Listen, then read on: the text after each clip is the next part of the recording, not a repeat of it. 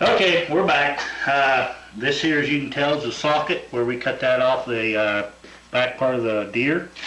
I'm going to do this one, and Ryan will probably get to do the other one because, like I say, we're not really cutting steaks. What we might do if we can sneak some out of here to cut some thin stuff off for jerky. Normally we put all of it into hamburger though, because you can eat a lot more hamburger than you can jerky, especially if you do a lot of seasoning with it. Sometimes we'll make jerky with just smoke and no salt, no flavorings, no nothing.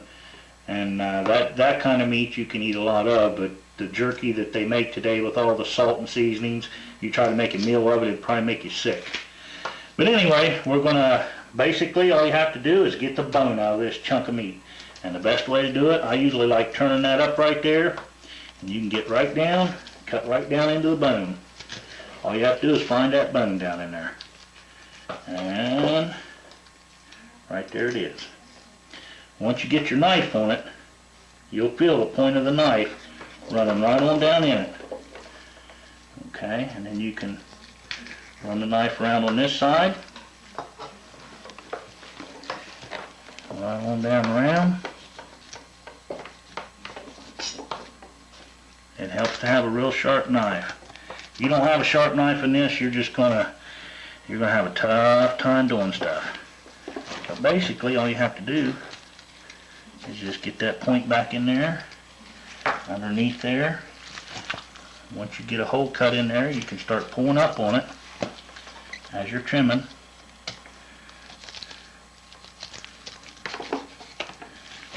And then pull it.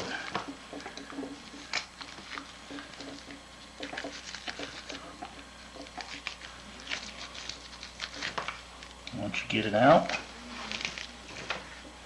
you just follow it right on down. And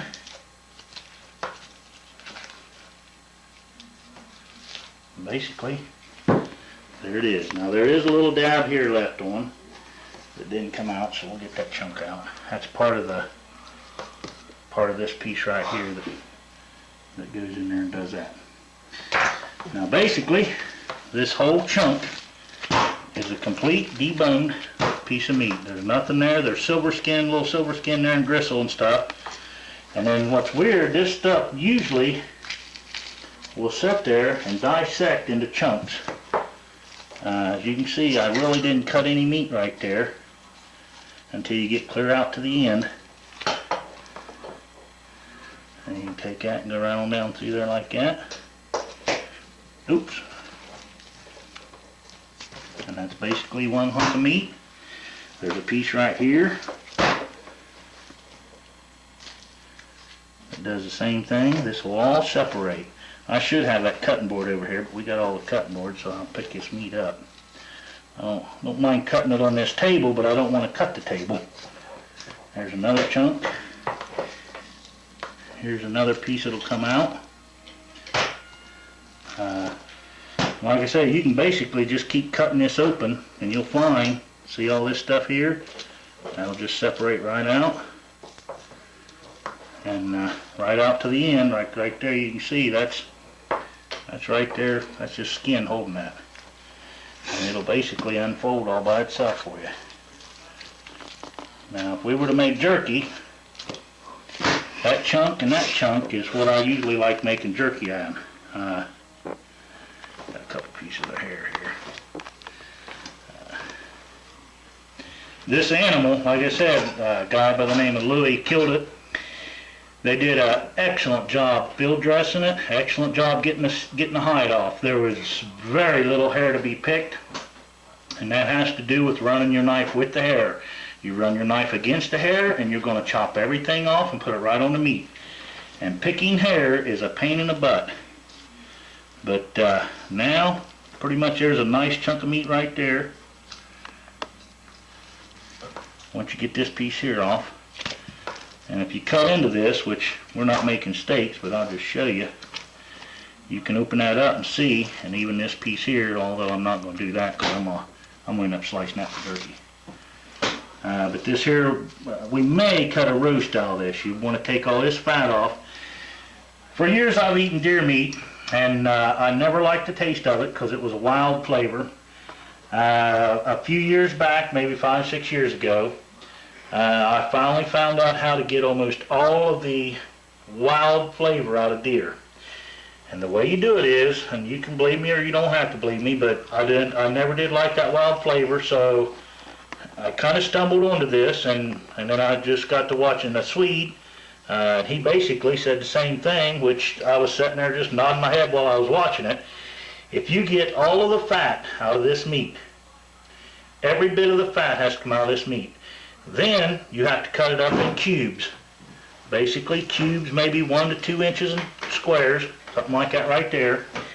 Put it in a colander, put a bowl underneath of it, set it in your refrigerator for 2 or 3 days. Well, each day you'll have to mix that meat up because it'll pool in places that can't get down to the drain. You keep mixing it up, letting it all the blood drain out, and if you cut every bit of the fat off, and after 2 or 3 days in the refrigerator getting all the blood drained out, when you grind it, it's going to be real dry because it won't have no fat in it, nothing. We go ahead and process it, grind it, put it in the freezer and freezer baggies and freeze it. When we go to cook it, what we do is we pull it out of the freezer, let it thaw, and if there's any residual that comes out of blood, we let that drain. Okay, now you end up with a real dry, lean meat.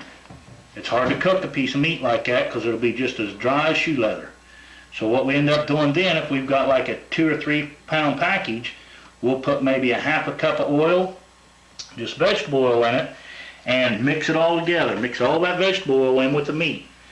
That makes it kind of slimy when you're patting out your burgers, but it gets the oil or fat, not deer fat, but oil, vegetable oil back into the meat, which will make it moist when you go frying it. It'll taste like a steak burger, is what it'll taste like. It'll take, if you get every bit of the blood or as much as the blood out and every piece of that fat out you can get, and even tendons like these blood vessels and tendons, any of that you can get out. If you can remove 95% of that, which you're never going to get it all, but the fat is the real strong part of the meat. If you can get all that out, you will have, I don't care if it's buck or doe, you will have meat that's hardly no wild flavor. And I really like the meat like that, and we eat a lot of deer meat. But anyway, this is the rear quarter. Once you get it all chopped up, there's not much left there. I don't even think a dog, he'd probably sniff at that and just leave it alone. But maybe not.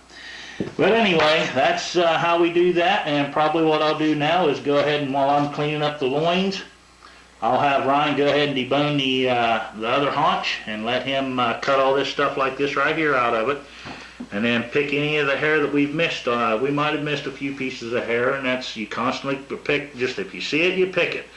But like I said, the guy did an excellent job field dressing this. He did an excellent job skinning it.